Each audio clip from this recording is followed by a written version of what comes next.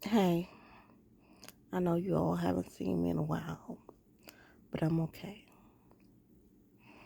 I'm writing a book.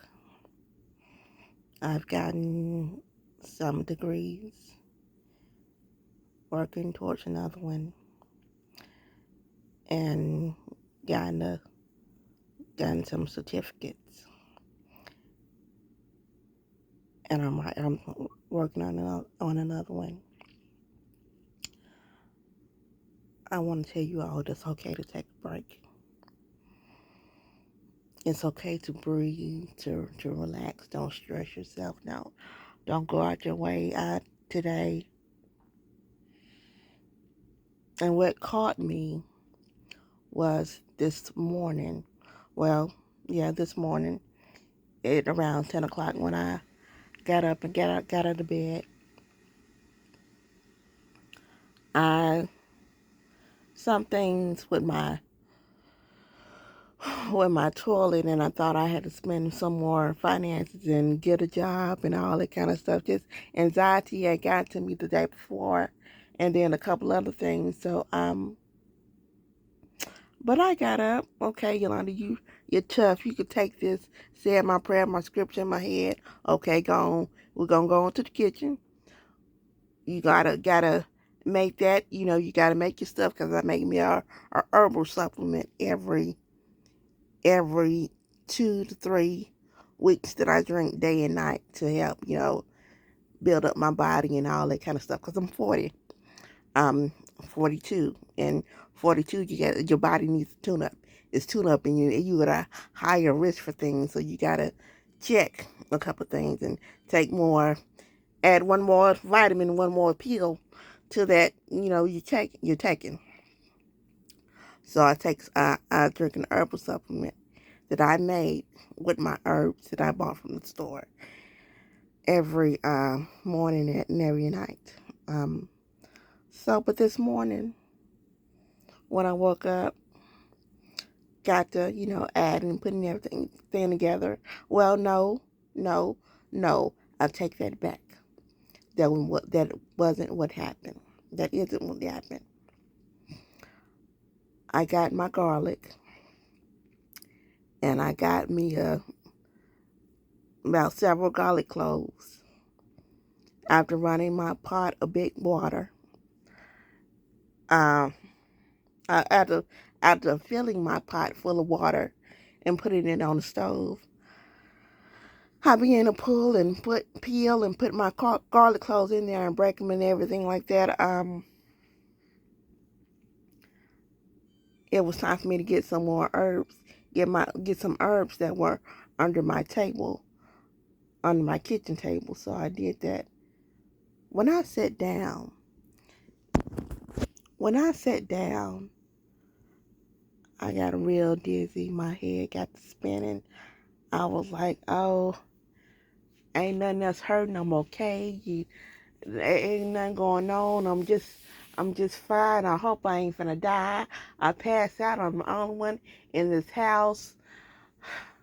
What's going on?" So I had to pull myself together because my mother was once my encourager. She was once my strength. We fed off each other. And even in her last year, she was still my strength because my mom still had her mind, or she can, get back into that mind when she wanted to. But her depression, well, that's on a whole another topic. I talk about that. I talk about that in my book. But so I I got myself together, but I still sat in my chair in my kitchen, and I didn't want to move. I was like, what did I do? What did I eat? Is it something I ate? Is it something that I did? What's going on? I was trying to find out why remember I was trying to analyze my whole day the day before why I would be dizzy. Am I doubling up too much on my medications, on my herbal supplements that I am taking? What is it? Okay, I've been doubling up on these herbal supplements, not over medicating, not over herbaling, but I've been doubling up on a couple things, just to see how it acts with my body, and it's acting fine with it. Um, so, but that wasn't it. I don't know what the problem was. But then I thought about it.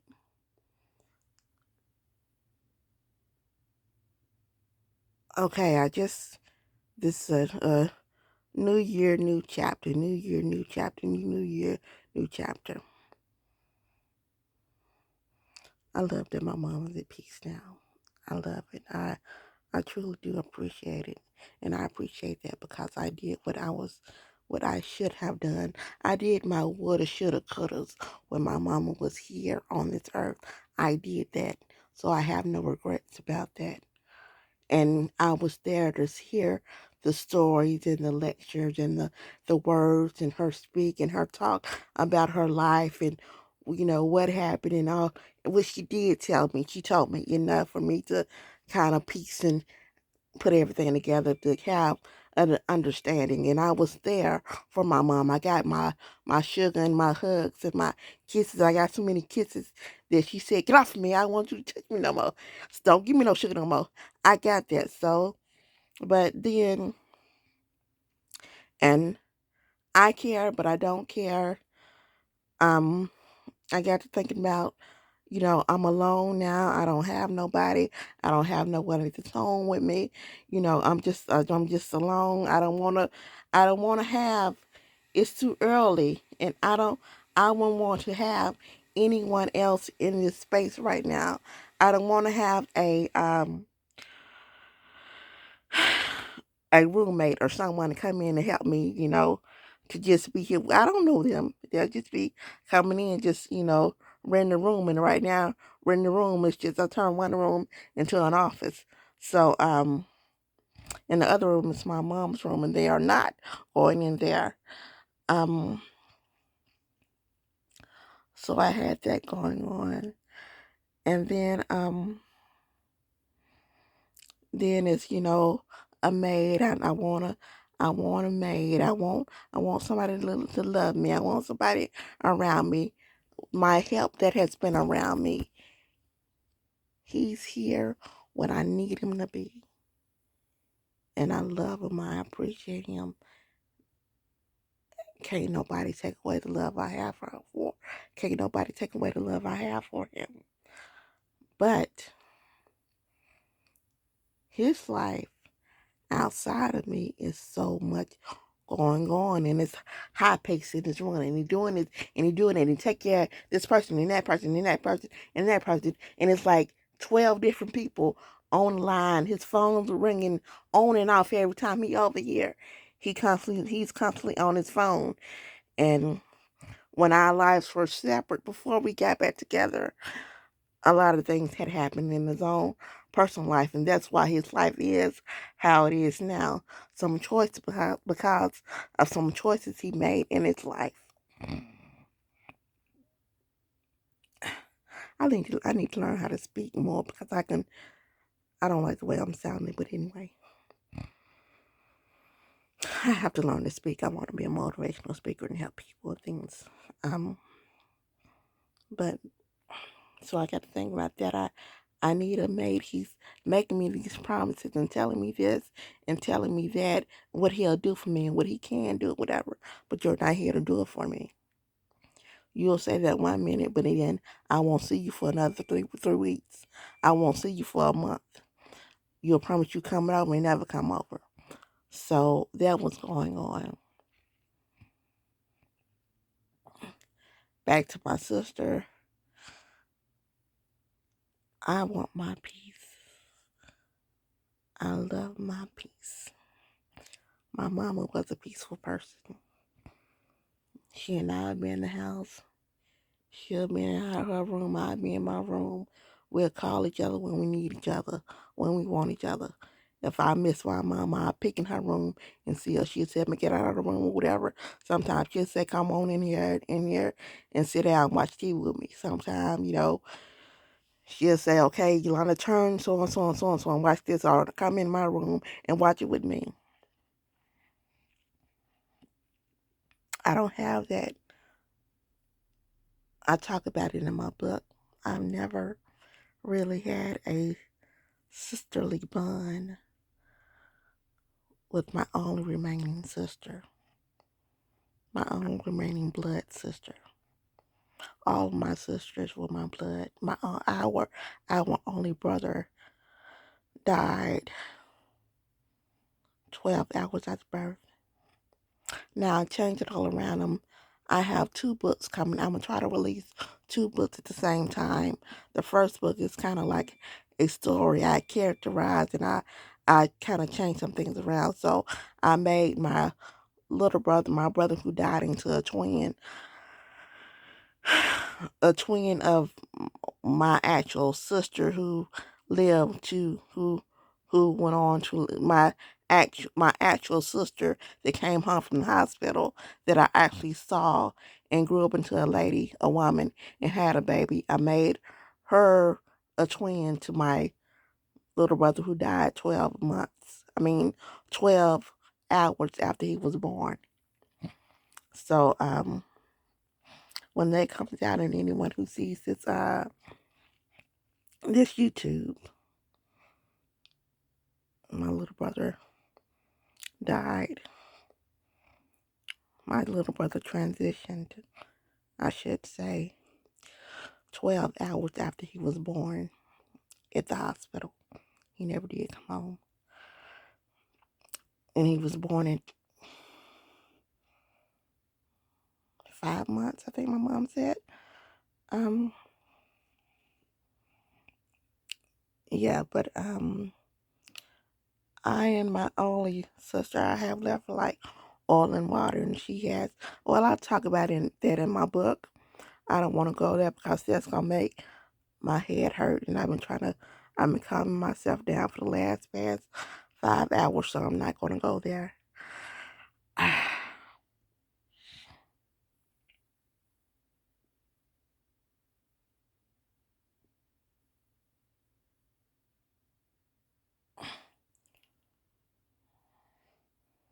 I talk about her in the book and what what goes on from here with us. But I just had that. But that was one of the things that was on my mind. I have a sister that I grew up in a house with, same mom and dad, and I can call her right now if I need her. If I wanted to talk to her, I can call her. She has all the nephews, tried to, well, both of the older nephews, and trying to put the younger nephew and niece against me too, because she can't have what she wants out the deal. I won't give her what she wants. And then I had a I had a feminine, a woman scare, went and got a pap smear, and they had to do some. I had to go back and forth for ultrasound for my breast, and another ultrasound for my tummy, and they saw fibroids. They saw fibroids on my uterus that are not cancerous, and my stomach isn't big. So yeah, I don't have a big stomach, so they're not growing, and that's another reason for me taking my supplements, drinking my supplements, my elixir every night. And I don't have my periods and everything are normal, so nothing is wrong there. It's just that some women get them and some women don't when they're in their childbearing years. And I can still have children, And in fact, I want children. I want one. And that's another thing I got to think about, children and having a child with this in this bullshit ass America country, all the bullshit we live in. I could bring a baby into this shit.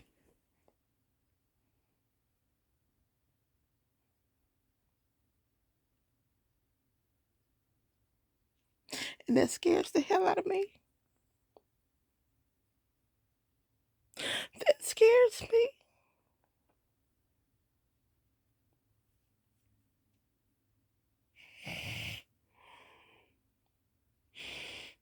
And then I think about it and I'm so thankful and grateful that I didn't have any children. Because I wouldn't want them in this bullshit America, in this world.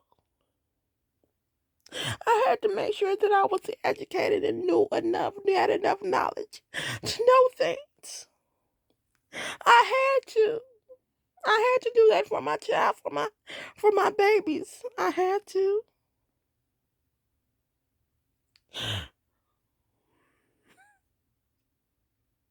And then so many other, there was another issue. I may have been thinking about something else then. The bathroom got to,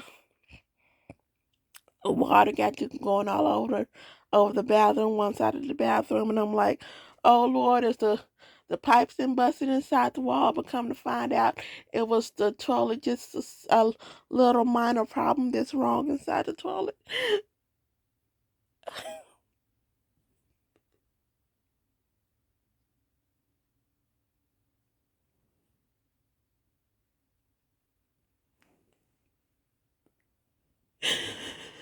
So I needed a break. I took a break today. I want to finish these books. I want to get these books because that's what I want to do in my life is help and motivate and encourage, other people. And those, it's not that, Yolanda. How you gonna encourage somebody? How you gonna help somebody else when you need some help yourself? Counselors and coaches, and they fall apart too. They have their bad days too. Counselors and coaches and therapists and psychiatrists and psychologists have psychologists and therapists they go to too. When it's all said and done, they hear your stories, then take your stories on top of their stories to their own psychologist. So it's all a cycle of help needed. Everyone needs somebody to talk to, but just when you need to, take your break. Take your break if you can. Thank God, and I'm so thankful that I was obedient to my elders, to my mom. Therefore, I'm able to do what I'm doing, to have this time off that I have.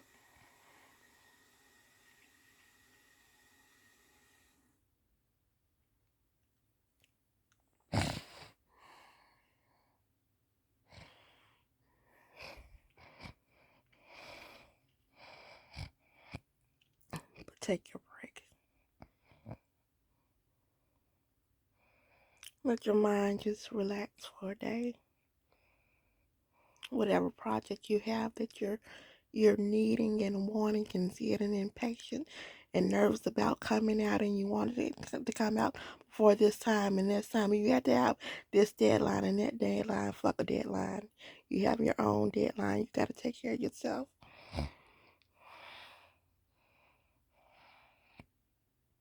If you can. And not everyone's like me. They can't do that at this time. They have children and jobs and responsibilities that they got to take care of. But if you can, do it. And if you can't take as much time as you can out of your day, out of that moment, out of those moments to just rest, just have that peace. the book I'm writing, well, the book I'm writing, working on now, is bringing up a lot of anxiety and emotions and feelings, and I'm writing it out, but at the same time, I have to stop. I have to quit to, you know, re recharge myself because there was a lot that came out of me. It's also, you have to get it out for you. If you're not, even if you're not going to turn it into a book, if you're going to throw it away, you know, whatever you're going through, write it out, keep it in a diary, write it out, and say a prayer and burn it, throw it away, do something with it. But just get it out of your head so that you can be a better person in the next hour, in the next day. Do that.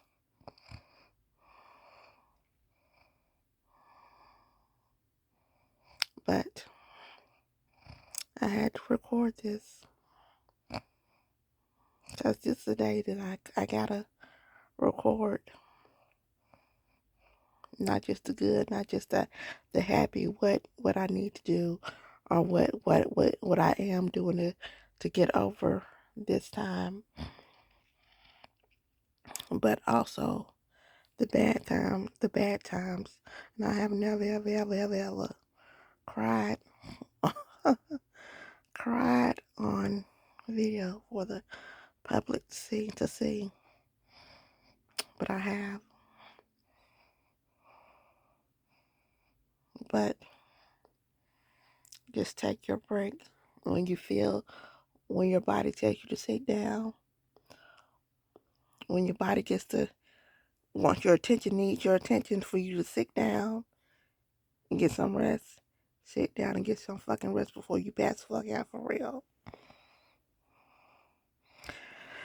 Now I'll sit down for that moment for about 20 or more minutes.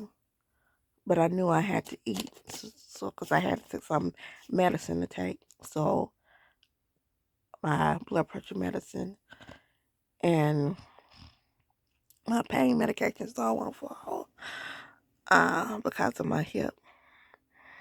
So I let myself calm down, come out of my spell, my dizzy spell a little bit, and I drove myself to the a fast food restaurant, and I got something I hadn't had. I got a burger. I haven't had a burger in, I think I think not this year, but I got me a burger.